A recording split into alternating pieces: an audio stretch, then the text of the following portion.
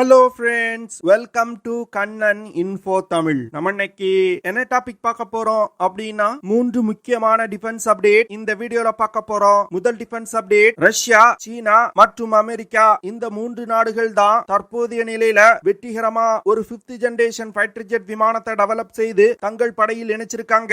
India ரஷ்யாவுடன் இணைந்து ஒரு 5th generation fighter jet விமானத்தை டெவலப் செய்யறதுக்கு முயற்சி செய்து வந்துகிட்டு இருந்தாங்க. ஆனா ரஷ்யாவுடன் ஏற்பட்ட சில பிரச்சனைகள் காரணமா Su-57 5th generation fighter jet விமான ப்ராஜெக்ட்ல இருந்து இந்தியா வெளியேறினாங்க. இந்த சூழ்நிலையில உள்நாட்டிலே ஒரு 5th ஜெனரேஷன் ஃபைட்டர் ஜெட் விமானத்தை டெவலப் செய்ய முடிவு செய்து AMCA ப்ராஜெக்ட இந்தியா கையில் எடுத்திருக்காங்க. சமீபத்துல cabinet committee on security AMCA ப்ராஜெக்டுக்கு ஒப்புதல் கொடுத்திருக்காங்க. இந்த சூழ்நிலையில 5th ஜெனரேஷன் ஃபைட்டர் ஜெட் விமானத்துல பயன்படுத்துவதற்கு பல்வேறு சப்சிஸ்டங்கள் தேவைப்படுது. அந்த சப்சிஸ்டங்கள் இந்தியாவிடம் கிடையாது அப்படின்னு சில டிஃபென்ஸ் எக்ஸ்பர்ட் சொல்லி வந்தாங்க. இந்த சூழ்நிலையில இப்போ AMCA விமானத்துல பயன்படுத்தக்கூடிய சப்சிஸ்டங்கள் பலவற்றை இந்தியா வெற்றிகரமா டெவலப் செய்து முடிச்சிருப்பதா செய்திகள் வெளிவந்திருக்கு. அதுல குறிப்பா ஒரு 5th ஜெனரேஷன் ஃபைட்டர் ஜெட் விமானத்திற்கு ரொம்பவும் முக்கியமான 2 சப்சிஸ்டங்களை இந்தியா வெற்றிகரமா டெவலப் செய்து முடிச்சிருப்பதா செய்திகள் வெளிவந்திருக்கு. அது என்ன சப்சிஸ்டங்கள்? AMCA ப்ராஜெக்டுக்கு இந்தியா டெவலப் செஞ்சிருக்க சப்சிஸ்டங்கள் எவ்வளவு முக்கியமானது? இதன் மூலமா AMCA 5th generation fighter jet விமானத்தோட ஸ்டெல்த் திறன் எப்படி அதிகரிக்கும் அப்படிங்கிறது குறித்து பார்க்கலாம். இரண்டாவது அப்டேட், சமீபத்தில் எடுக்கப்பட்ட ஒரு சேட்டலைட் புகைப்படம் இந்தியாவின் எதிரிகளுக்கு மிகப்பெரிய அச்சத்தை ஏற்படுத்தி இருக்கு. ஏன்னா அந்த சேட்டலைட் புகைப்படம் இந்தியாவின் அணுசக்தி நீர்மூழ்கி கப்பல் தொடர்பானது. எதற்காக இந்தியாவின் எதிரிகள் இந்த சேட்டலைட் புகைப்படத்தை பார்த்து அஞ்சு நடுங்குறாங்க? இந்தியா வரும் காலத்துல என்ன மாதிரியான அணுசக்தி நீர்மூழ்கி கப்பல்களை டெவலப் செய்ய முயற்சி செய்து வந்துகிட்டு இருக்காங்க அப்படிங்கிறது குறித்து பார்க்கலாம். மூன்றாவது அப்டேட், இந்தியா வெற்றிகரமா தேஜஸ் MK-1A அப்படிங்கிற ஒரு உள்நாட்டு தயாரிப்பு விமானத்தை படையில் இணைக்க ஆரம்பிச்சிட்டாங்க. இந்த சூழ்நிலையில தேஜஸ் MK-1A விமானத்துல பயன்படுத்துவதற்கு ஒரு அதிநவீன ஏர் டு ஏர் மிசைல் தேவைப்படுது. இதற்காக மிட்டியார் மிசைல்களை பயன்படுத்த இந்தியா திட்டமிட்டிருந்தாங்க. இந்த சூழ்நிலையில அந்த திட்டத்தை ஹோல்ட்ல வச்சுட்டு இந்தியா உள்நாட்டிலே ஒரு அதிநவீன ஏர் டு ஏர் மிசைலை டெவலப் செய்ய ஆரம்பிச்சிருக்காங்க. இந்தியாவில் டெவலப் செய்யப்படும் அந்த அதிநவீன ஏர் டு ஏர் மிசைல் எந்த மிசைல இந்தியா உள்நாட்டுல டெவலப் செய்ய ஆரம்பிச்சிருக்காங்க? எதற்காக மிட்டியார் மிசைல்களை நிராகரிச்சிட்டு உள்நாட்டு மிசைல்களுக்கு இந்தியா தற்போது அதிக முக்கியத்துவம் கொடுக்கறாங்க?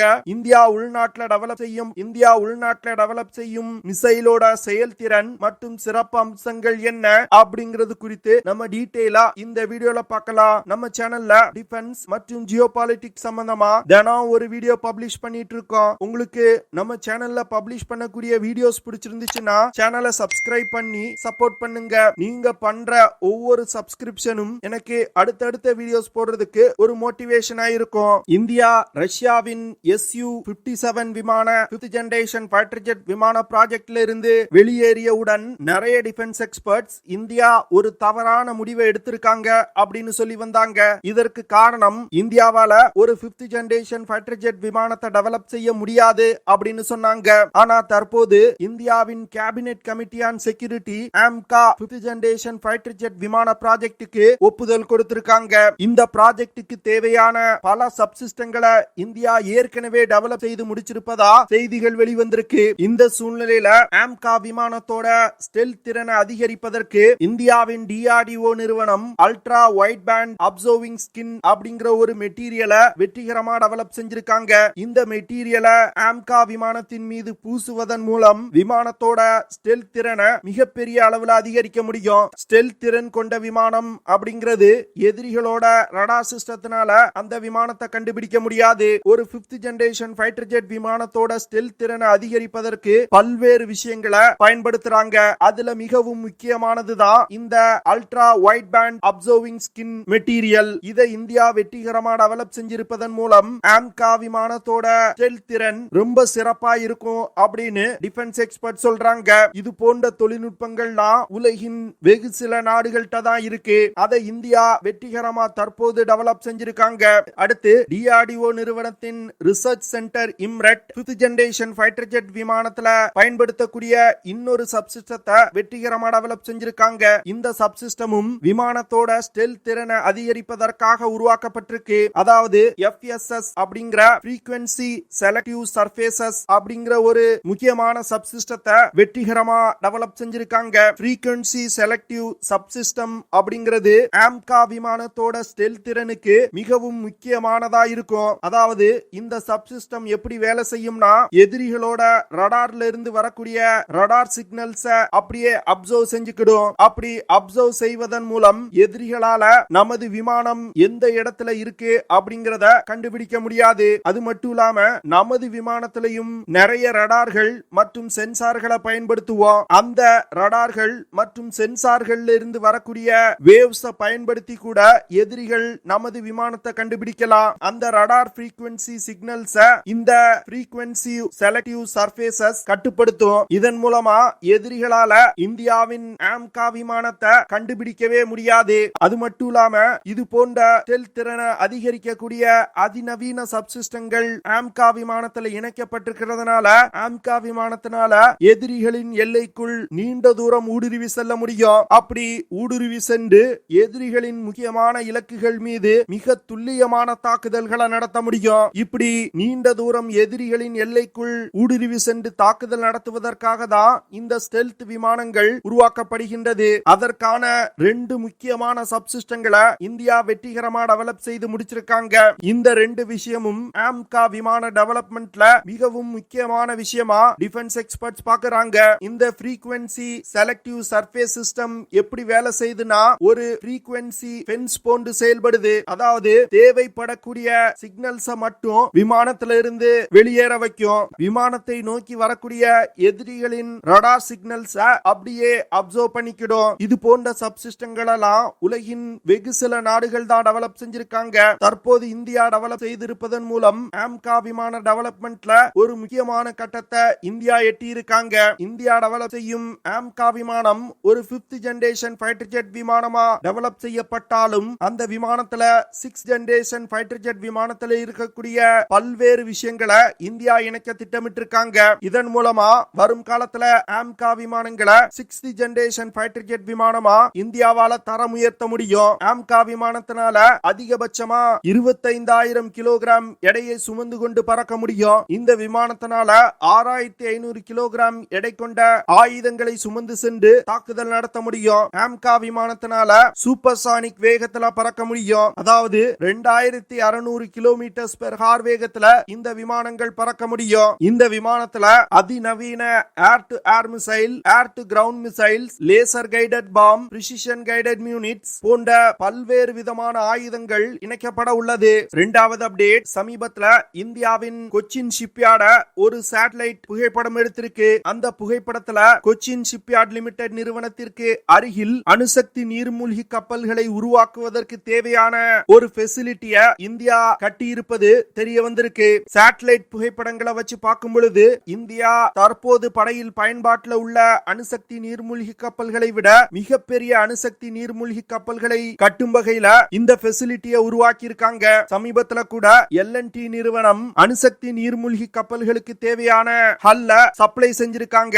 இதுல இருந்து கொச்சின் ஷிப்யார்ட் லிமிடெட் நிறுவனத்துல கட்டப்பட்டிருக்க இந்த புதிய ஃபெசிலிட்டியில தனியார் நிறுவனங்களோடு கைகோர்த்து இந்தியா மிகப்பெரிய அணுசக்தி நீர்மூழ்கி கப்பல்களை கட்ட இருப்பது தெரிய வந்திருக்கு. சில டிஃபென்ஸ் எக்ஸ்பர்ட்ஸ் என்ன சொல்றாங்கன்னா, இந்தியா நியூக்ளியர் பவர்ட் அட்டாக் சப்மரீன்களை கட்டுவதற்காக தான் இந்த ஃபெசிலிட்டிய இந்தியா உருவாக்கி இருக்காங்க அப்படின்னு சொல்றாங்க. ஆனா சில டிஃபென்ஸ் எக்ஸ்பர்ட்ஸ் S5 அப்படிங்கிற பாலிஸ்டிக் மிசைல் சப்மரீனை உருவாக்குறதுக்காக தான் இந்தியா இந்த ஃபெசிலிட்டிய உருவாக்கி இருக்காங்க அப்படின்னு சொல்றாங்க. இந்திய படையில தற்போது INS அரிஹாந்த் மற்றும் INS அரிகாட் அப்படிங்கிற 2 அணுசக்தி நீர்மூழ்கி கப்பல்கள் இருக்கு. இந்த அணுசக்தி நீர்மூழ்கி கப்பல்களை விட புதிதாக கட்டியிருக்கக்கூடிய இந்த ட்ரை டாக் ஃபெசிலிட்டியில இருந்து இந்தியாவால மிகப்பெரிய அணுசக்தி நீர்மூழ்கி கப்பல்களை கட்ட முடியும். இந்த விஷயம் தான் இந்தியாவின் எதிரிகளுக்கு மிகப்பெரிய அச்சத்தை ஏற்படுத்தி இருக்கு. இதற்கு காரணம் இந்தியா இந்த ஃபெசிலிட்டியில இருந்து கட்ட போறதா சொல்லப்படும் S5 பாலிஸ்டிக் மிசைல் சப்மரீன் தற்போது இந்திய படையில பயன்பாட்டில் உள்ள அணுசக்தி நீர்மூழ்கி கப்பல்களை விட 2 மடங்கு பெரியது. கிட்டத்தட்ட 13,500 டன் எடை கொண்டது. இந்த நீர்மூழ்கி கப்பல்களை இயக்குறதுக்கு ஒரு CLWR-B2 அப்படிங்கிற காம்பாக்ட் லைட் வாட்டர் ரியாக்டரை இந்தியா பயன்படுத்த போறாங்க. இந்த லைட் வாட்டர் ரியாக்டரை Bhabha atomic research centre develop develop செய்து வந்துகிட்டு இருக்காங்க. இந்த S5 அணுசக்தி நீர்மூழ்கி கப்பல்ல இருந்து இந்தியாவால 10,000 முதல் 12,000 கிலோமீட்டர் தூரம் சென்று தாக்கக்கூடிய K6 சம்மரின் லான்ச் பாலிஸ்டிக் மிசைல்களை லான்ச் செய்ய முடியும். கிட்டத்தட்ட 10 முதல் 16 K6 சம்மரின் லான்ச் பாலிஸ்டிக் மிசைல்களை இந்த நீர்மூழ்கி கப்பல்ல எடுத்து செல்ல முடியும். அப்படி இல்லனா 5,000 முதல் 6,000 கிலோமீட்டர் தாக்குதல் வரம்பு கொண்ட K5 சம்மரின் லான்ச் பாலிஸ்டிக் மிசைல்களையும் இந்த நீர்மூழ்கி கப்பல்ல பயன்படுத்துவதற்கு இந்தியா திட்டமிட்டிருக்காங்க. இது போன்ற ஒரு அதிநவீன சம்மரீனை இந்தியா டெவலப் செய்ய ஆரம்பிக்க போறாங்க அப்படிங்கிற விஷயம் தான் இந்தியாவின் எதிரிகளுக்கு மிகப்பெரிய பயத்தை ஏற்படுத்தி இருக்கு. மூன்றாவது அப்டேட், இந்தியா தேஜஸ் MK-1A விமானங்களை அதிக எண்ணிக்கையில தயாரித்து இந்திய விமானப்படையில இணைக்க ஆரம்பிச்சவுடன் தேஜஸ் MK-1A விமானத்துல பயன்படுத்துவதற்கு ஒரு அதிநவீன ஏர் டு ஏர் மிசைல் தேவை அப்படின்னு இந்தியா முடிவு செஞ்சாங்க. இதற்காக ரஃபேல் போர் விமானத்துல பயன்படுத்தப்படும் மிட்டியார் மிசைல்களை பயன்படுத்துவதற்கு இந்தியா திட்டமிட்டாங்க. இது தொடர்பா ஐரோப்பிய டிஃபென்ஸ் நிறுவனமான MBDA நிறுவனத்திடம் இந்தியா பேச்சுவார்த்தை நடத்தினாங்க. இந்த பேச்சுவார்த்தையில MBDA நிறுவனம் என்ன சொன்னாங்கன்னா, தேஜஸ் விமானத்துல சில ரஷ்ய பாகங்கள் இருக்கு, அது மட்டும் இல்லாம சக்தி குறைந்த இஸ்ரேலிய ரடார் சிஸ்டமும் அந்த விமானத்துல இருக்கு. இந்த விமானத்துல எங்களோட ஆயுதத்தை இணைப்பதற்கு நாங்க ஒப்புக்கொள்ள மாட்டோம் அப்படின்னு சொன்னாங்க. அதனால தேஜஸ் MK-1A விமானத்துல மிட்டியார் மிசைல்களை இணைப்பதுல சில பிரச்சனைகள் ஏற்பட்டது. ஆனா தற்போது இந்தியா தேஜஸ் MK-1A விமானத்துல இருக்கக்கூடிய ரஷ்ய பாகங்களை நீக்கிட்டு உள்நாட்டு பாகங்களை இணைச்சிருக்காங்க. அது மட்டும் இல்லாம இஸ்ரேலிய ரடார் சிஸ்டத்தை நீக்கிட்டு உள்நாட்டிலே டெவலப் செய்யப்பட்ட அதிநவீன உதம் AESA ரடாரை இணைச்சிருக்காங்க. இதற்கு பிறகாது மிட்டியார் மிசைல்களை தேஜஸ் MK-1A விமானத்துல இணைக்க அனுமதி கொடுங்க அப்படின்னு பேச்சுவார்த்தை நடத்தி வந்துகிட்டு இருந்தாங்க. ஆனா தற்போது MBDA நிறுவனத்துடனான பேச்சுவார்த்தைய ஹோல்ட்ல வச்சுட்டு அஸ்த்ரா MK-3 அப்படிங்கிற ஒரு அதிநவீன ஏர் டு ஏர் மிசைல இந்தியா டெவலப் செய்ய ஆரம்பிச்சிட்டாங்க. அஸ்த்ரா MK-3 மிசைல்னால 350 கிலோமீட்டர் தூரத்துல உள்ள இலக்குகளை மிக துல்லியமா தாக்க முடியும். குறிப்பா ஃபைட்டர் ஜெட் விமானம், அவாக்ஸ் விமானம், எதிரிகளின் ரீஃபியூலர் விமானங்கள் போன்றவற்றை இந்த மிசைல்னால மிக துல்லியமா தாக்க முடியும். இது போன்ற நீண்ட தூரம் சென்று தாக்கக்கூடிய ஏர் டு ஏர் மிசைல்களை உருவாக்குவதற்கு ஒரு முக்கியமான தொழில்நுட்பம் தேவைப்படுது. அதாவது சாலிட் ஃபியூல் டக்டட் ராம்ஜெட் தொழில்நுட்பம். இந்த தொழில்நுட்பத்தை இந்தியா 2023ல வெற்றிகரமா சோதனை செஞ்சிருக்காங்க. அதனால தற்போது அஸ்த்ரா MK-3 ப்ராஜெக்ட இந்தியா வேகப்படுத்த ஆரம்பிச்சிருக்காங்க. இனி ஏர் டு ஏர் மிசைலுக்காக இந்தியா வெளிநாடுகளை நம்பி இருக்க வேண்டிய அவசியம் இருக்காது. ஏன்னா அஸ்த்ரா மிசைல்கள் அதிக செயல்திறன் கொண்டது. இந்த மிசைல்னால மாக் 4.5 அப்படிங்கிற நியர் ஹைப்பர்சானிக் வேகத்துல பறந்து சென்று இலக்கை தாக்க முடியும். அது மட்டும் இல்லாம டார்கெட்டை துல்லியமாக கண்டுபிடித்து தாக்குதல் நடத்துவதற்கு இனிஷியல் நேவிகேஷன் சிஸ்டம் வித் மிகோஸ் அப்டேட் வயா டேட்டா லிங்க் சிஸ்டமும் இந்த மிசைல்ல இணைக்கப்பட்டிருக்கு. இந்த மிசைல்னால அதிகபட்சமா 20 கிலோமீட்டர் உயரத்துல பறந்து சென்று இலக்கை தாக்க முடியும். ஓகே ஃப்ரெண்ட்ஸ், நம்ம வீடியோவோட நிறைவு பகுதிக்கு வந்துட்டோம். இதெல்லாம் தான் நான் உங்ககிட்ட ஷேர் பண்ணணும் அப்படின்னு நினைச்ச விஷயங்கள். ஐ ஹோப் நான் ஷேர் பண்ண விஷயங்கள் உங்களுக்கு பிடிச்சிருக்கும்னு நினைக்கிறேன். அப்படி பிடிச்சிருந்துச்சுன்னா ஷேர் பண்ணுங்க, லைக் பண்ணுங்க, கமெண்ட் பண்ணுங்க. மறக்காம நம்ம சேனலுக்கு சப்ஸ்கிரைப் பண்ணுங்க. அப்படியே அந்த பெல் நோட்டிபிகேஷனை கிளிக் பண்ணி ஆல்ங்கிற ஆப்ஷனை எனேபிள் பண்ணிக்கங்க. See you in the next video. Jai Hind.